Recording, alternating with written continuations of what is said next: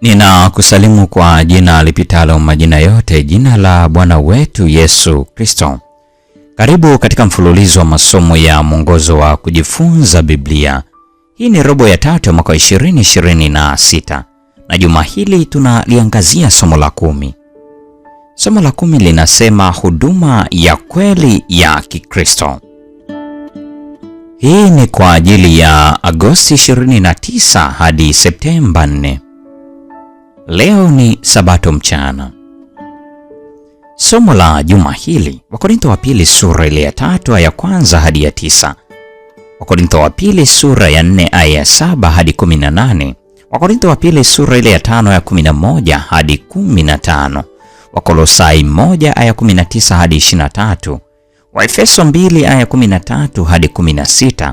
Wakorintho wa pili sura ya 6 aya 11 hadi sura ya 7 ya kwanza na Wakorintho wa pili sura ile ya 7.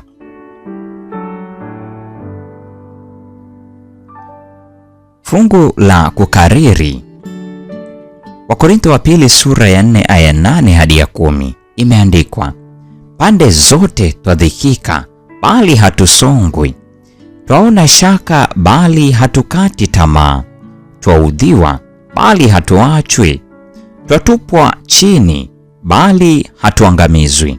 Siku zote twachukua katika mwili kuuawa kwake Yesu, ili uzima wa Yesu nao udhihirishwe katika miili yetu. Juma lililopita tuliona kwamba Paulo, kwa kuthibitisha yake unyoofu na uaminifu wake, alijitetea kutokana na shutuma za kutokuwa thabiti na kutokuwa na upendo kwa Wakorintho. Daima alifanya kazi kwa ajili ya maslahi bora ya watoto wake wa kiroho.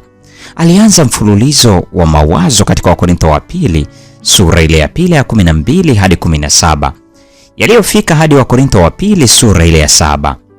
Wakati akifanya hivyo, anatafakari juu ya jinsi huduma ya kweli kwa ajili ya Kristo inavyoonekana. Tunaweza kujifunza mambo mengi sana kutokana na mawazo ya Paulo kuhusu jambo hilo.